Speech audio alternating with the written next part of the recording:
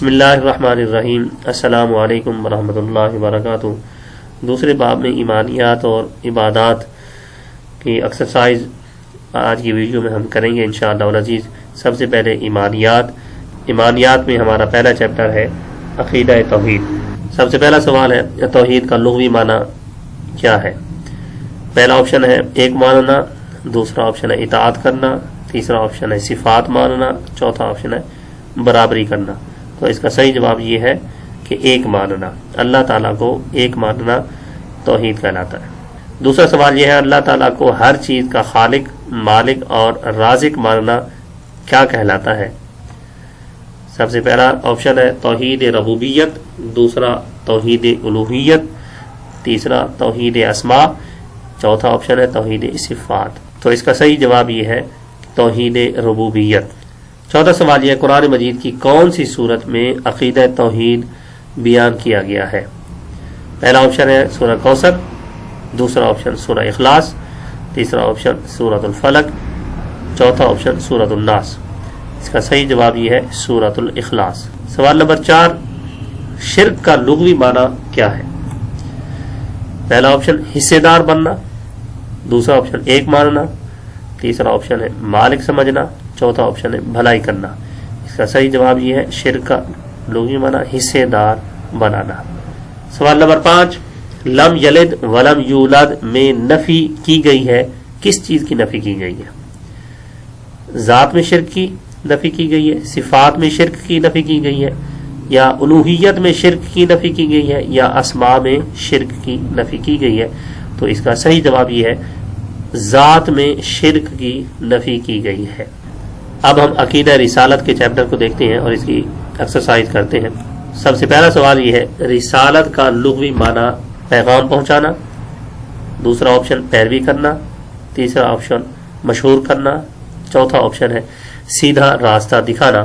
تو اس کا صحیح جواب یہ ہے پیغام پہنچانا۔ سوال نمبر 2، توحید کے بعد اہم ترین عقیدہ ہے رسالت، تقدیر یا آخرت یا ایمان بالملائکہ؟ تو اس کا صحیح جواب یہ ہے توحید کے بعد اہم ترین عقیدہ رسالت ہے۔ سوال نمبر 4، جس پیغمبر پر دین کی تکمیل ہوئی وہ ہے حضرت نوح علیہ السلام، دوسرے نمبر پر حضرت موسیٰ علیہ السلام، تیسرا حضرت عیسیٰ علیہ السلام، چوتھے حضرت محمد مصطفیٰ صلی اللہ تعالی علیہ وسلم کی ذات ہے۔ تو اس کا صحیح جواب ہے جس پیغمبر پر دین کی تکمیل ہوئی وہ حضور خاتم الانبیاء حضرت محمد مصطفیٰ صلی اللہ تعالی علیہ وسلم ہے۔ چوتھا سوال، تمام انبیاء کرام علیہ السلام میں امتیازات کے اعتبار سے فائق اور افضل ہستی ہے؟ حضرت ابراہیم علیہ السلام، حضرت موسیٰ علیہ السلام، یا حضرت عیسیٰ علیہ السلام، یا حضرت محمد مصطفیٰ صلی اللہ تعالی علیہ وسلم کی ذات مبارکہ؟ تو اس کا صحیح جواب یہ ہے حضور خاتم الانبیاء حضرت محمد مصطفیٰ صلی اللہ تعالی علیہ وسلم تمام انبیاء کرام علیہ السلام میں امتیازات کے اعتبار سے فائق اور افضل ذات ہے۔ سوال نمبر 5، رسول اللہ صلی اللہ تعالی علیہ وسلم کی وہ خصوصیت جو صرف آپ ہی کی انفرادیت ہے وہ کون سی ہے؟ سب سے پہلی صاحب کتاب، دوسری معصومیت ہونا، تیسری آخری نبی ہونا، یا واجب الاطاعت ہونا؟ تو اس کا صحیح جواب یہ ہے کہ آپ کی جو انفرادیت ہے وہ آخری نبی ہونا ہے۔ اب اگلا چیپٹر دیکھتے ہیں ملائکہ اور آسمانی کتب اور آخرت پر ایمان۔ سب سے پہلا سوال یہ ہے ملک کا معنی ہے فرشتہ یا انسان یا پھر جن یا بادشاہ؟ تو اس کا صحیح جواب یہ ہے ملک کا معنی ہے فرشتہ۔ دوسرا سوال، اللہ تعالیٰ کے حکم سے فرشتوں نے سجدہ کیا کسے؟ حضرت آدم علیہ السلام کو، حضرت نوح علیہ السلام کو، یا پھر حضرت موسیٰ علیہ السلام کو، یا حضرت عیسیٰ علیہ السلام کو؟ تو اس کا درست جواب یہ ہے کہ حضرت آدم علیہ السلام کو اللہ تعالیٰ کے حکم سے فرشتوں نے سجدہ کیا۔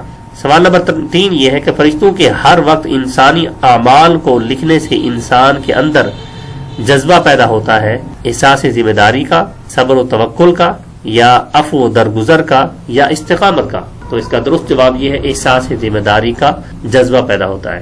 سوال نمبر 4 یہ ہے کہ تمام آسمانی کتابوں کے احکام منسوخ کرنے والی کتاب قرآن مجید ہے، یا تورات ہے، یا زبور ہے یا انجیل ہے؟ تو اس کا درست جواب یہ ہے کہ قرآن مجید وہ کتاب ہے جو تمام آسمانی کتابوں کے احکام منسوخ کرنے والی ہے۔ پانچواں سوال، آخرت سے کیا مراد ہے؟